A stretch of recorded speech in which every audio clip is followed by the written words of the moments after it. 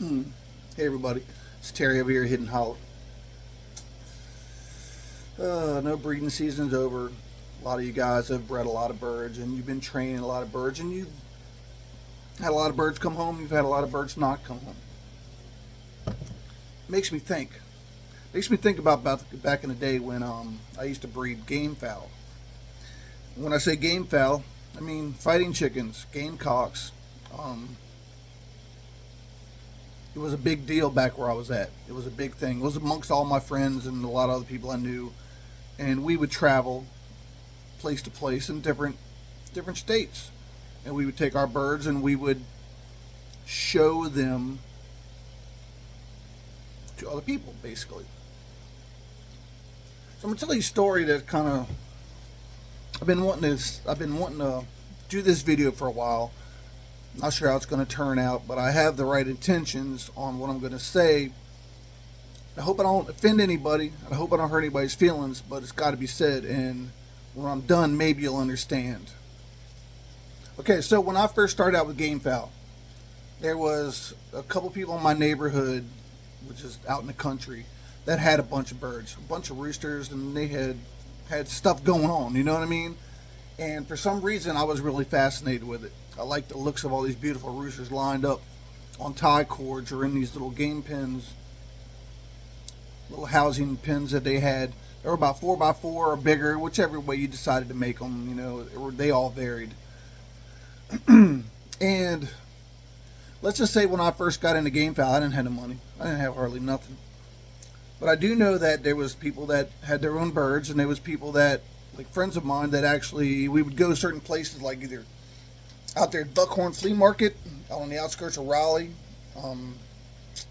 Caldwell, Burlington area. They had a big flea market. It was Saturday and Sundays, and in the back is where they would have a lot of their animals. Almost anything you want, you could find back there. Chickens, pigeons, dogs, geese, ducks, and you name it. You could find them back there, and you could purchase these guys and take them home. So when we all started getting into gamefowl, some of my friends who had more money than I did were buying birds. And I was getting birds here and there, and I didn't have a lot of money to really buy anything special. Then we would get together on the weekends, and we would try our birds out against each other, and most times I lost money because, you know, most times there's bets involved or there's derbies involved, and I didn't do well. And everyone else I was running with, they were able to go out and buy these better birds, and they were able to kick my butt, so to speak, and others, you know. Well, it got to the point where I got to know some people, and I apparently got to know the right people, because there was a guy who actually had birds of his own that he had been breeding for so many years, and he had the original brood stock and offspring of them, and he was like, hey, I'll let you borrow this rooster and these hens, and you can breed your own. Well, you know, it takes, to really get a good rooster, you need to get him to about 18 months old. 18 months to 2 years is a lot of time to be breeding and raising birds. And so I got a rooster, I got some hens, and then I got this other bloodline over here, which I had in the beginning was what you call a hatch fowl, McLean hatch. Beautiful rooster, group of hens. Even the hens had spurs. I mean, these were good birds. And then I got this big white claret rooster. And I had found some blue mug hens. I believe they were Mark's mugs, but they were blue with like dark blue spots. And I thought, man, if I breed this big white rooster with these blue hens, I'll have some beautiful birds regardless, right? So I started breeding the hatch birds, and I started breeding what I called the Total Mayhem Blues, because that's what my gamefowl name was back in the day, Total Mayhem Gamefowl. My farm was called the Total Mayhem Game Farm. And I started breeding these birds. Let me tell you, the offspring were incredible. I raised a bunch. I mean, in the meantime, I'm raising other birds. I had other breeds going, and I was doing other things. But it got to the point where I was not going out and buying other birds to go try against somebody else. I sat back for a little while, And I kept hearing stories about this old man named Murphy that he bred a lot of good birds. And I heard stories about how he would run his farm and things that he would do. And I took those stories and I said, that's what I'm going to do. That's what I'm going to do. So I started breeding these birds. And I bred a bunch. I had one, by the time it was all said and done, I'm sure I had well over 100 roosters, all in pens, all on tie cords. And then I had my brood pens where I had my hens and my rooster. And so to speak, I would run my breeding system out of these brood pens. So once I started raising my own birds and getting them to an age to where they were adults, they were larger, they were older stags, young roosters, which 18 to 24 months they're considered, that's when they really consider to be able to show what they got. So once I got to that point, I started keeping track every weekend of what would happen when I would take my birds out and go to other people's places or go on these derbies that we would go to. And my first year out with my own bred raised roosters, I went 85%. And how do I know it was 85%? Because by the time I finished up for the season, my first year out, I had went out and fought 100 times with my birds. And I won 85 times out of that 100 times. With my raised birds, I hardly ever lost. And it got so good that I was selling birds. I was selling brood stock. I was pretty much making a living just rolling roosters and breeding roosters and selling roosters and hens. A dozen eggs was bringing $50 to $75 a dozen just off my brood stock, so people could breed them themselves. I mean, I had it going on there for a while. Then life changes and, split up I had with my ex and things happened. I had to get rid of a lot of my stuff, which thankfully made me some pretty good money while I was getting rid of a lot of birds. But then I got down to where I didn't have a whole lot. When I moved, I was able to take some with me. But thankfully, to a couple pit bulls that broke into my yard when I wiped out a lot of my good rolling birds and my good brood stock birds, it got down almost nothing, and it got hard to keep up. I couldn't see it. I didn't have it in my heart to start all over again with these birds. There was a lot of stuff going on, and I was just about beat. So I guess what I'm trying to say is I watch a lot of guys with these pigeons nowadays.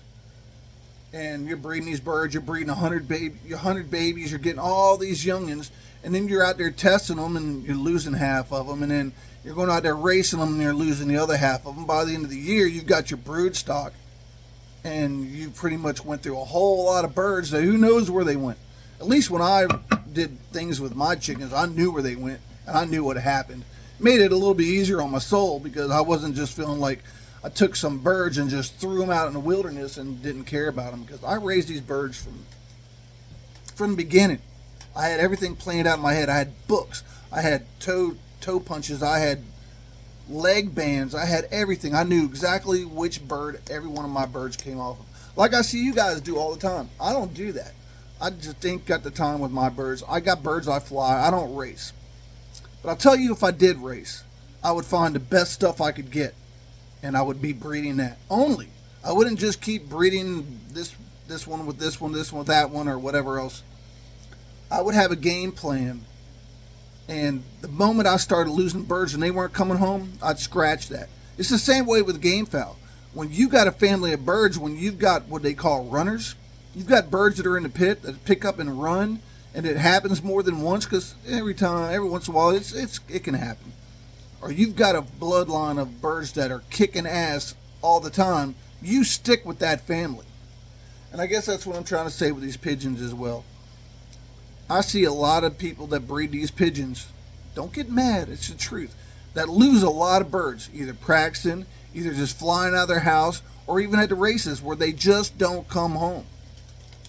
Now, what kind of quality is that? You're wasting a lot of money, like I used to do back in the day before I started my program. You're wasting a lot of money breeding these birds, and then losing these birds. Don't even know where they went.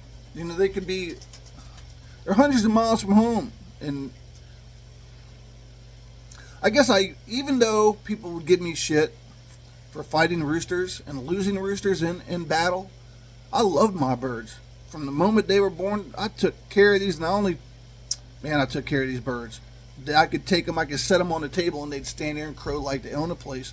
And they weren't afraid of me. And when it came time to going down when getting down with the get down, these birds had one thing in mind, and that was that other rooster. It wasn't the handler over there. It wasn't me. That was that other rooster. He had one thing and one thing only on his mind, was to defeat that other rooster. I just see too many pigeons going out here and getting lost. They're not coming home. Who knows whatever happened to them? And it's like, oh well, we'll just breed another 100 next breeding season and start all over again. It smells like a big waste to me.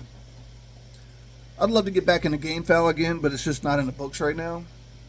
Pigeons, I'm not racing these fools. I got them out here flying around right now.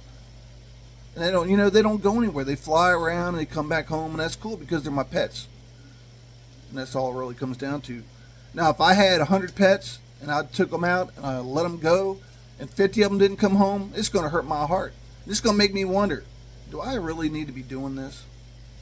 Is the lines that I'm breeding and flying worth the loss? Or what? I don't feasibly see why anyone would breed pigeons that don't come home. And you would think that the next year, breeding the same pigeons are going to produce better results, because it's not. It's going to keep happening. I don't know if you can actually go out here and get birds that will actually breed so well that you can guarantee that they'll all make it home. That you can't. Same way with Gamefowl. You can't breed no matter how good your bird is. You can't think that you're going to take them to every derby or everybody else's yard and be able to bring them home. But you have to breed the best you can breed. You have to have some confidence. I had all the confidence in the world, and I still lost sometimes. But I'll tell you what, I won more than I lost. And everyone around that knew me knew that if they were going into the pit with me, they were going to have their hands full. And I would literally tell them, sorry about your bird, beforehand, because I was that confident. Are you that confident? When you go out to with your groups and your clubs, and when y'all are putting all these birds together in these boxes, and you're shipping them hundreds of miles out to fly, are you that confident that he's going to beat your buddy's bird or your competition's bird? Or are you just lucky that the bird comes home? What is it? Is it luck? Or is it confidence? I had a lot of confidence because I knew what I was doing with Gamefowl. I don't know crap about these pigeons hardly. And when it comes to racing, I'm glad I'm not racing, because I probably have the same results as most of you have. You'd have a lot of birds that don't come home. You'd be wasting a lot of time and money on birds that aren't going to do nothing for you, but I guess hurt your feelings, make you unencourage you to keep going with what you got going on. I don't get it sometimes. I guess like what I'm trying to say is, if you're going to breed pigeons, breed from the best. Get the best birds you can get and get rid of the other ones, because they're not going to do you no good. That's a lot of money when you're putting these birds out in these races, or even how much it costs just to raise them. The time. And then you get what? You're going to raise them as young birds, and you're going to lose most of your birds. And if you do with old birds, then you're going to have birds that you really care about, that you've been having for a long time, that don't even come home. But if they do, that's the ones you need to be breeding from. Yeah, I don't know much about racing pigeons, but I do know a lot about gamecocks. And I do know the comparison with bloodlines and putting them out there. It's almost the same thing. You either lose them in a pit or you're losing them in the sky somewhere, and you don't even know what really happened. At least in the pit, I knew what happened. Something I thought I would bring up. I hope you guys, maybe take this into consideration a little bit. And if it helps you, it helps you. If it doesn't, it doesn't. I'm just an old guy. What do I know? Anyway, thanks for watching. Hope you have a great day.